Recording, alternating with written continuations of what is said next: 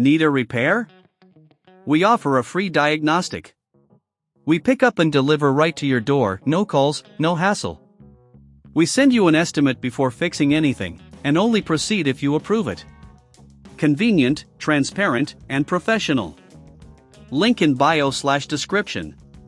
To begin the battery replacement process, ensure you have the following tools on hand: a Phillips No. 0 screwdriver, a plastic spudger, and an anti-static wrist strap.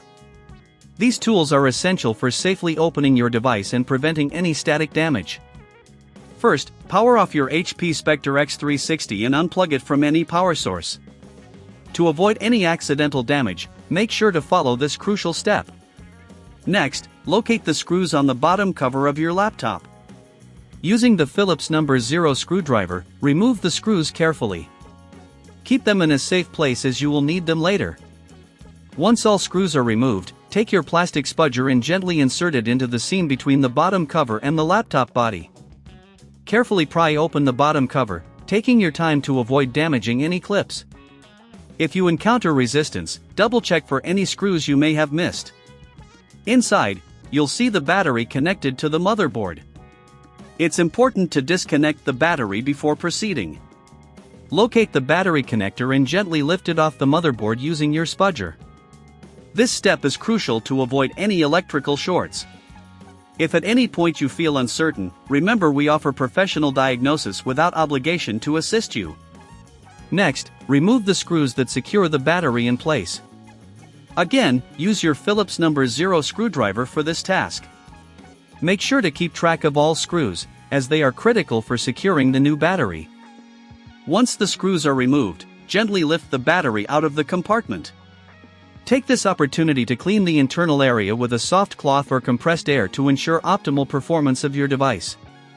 Now, it's time to install the new battery. Place the new battery into the compartment, aligning it with the screw holes. Secure it by replacing the screws you previously removed.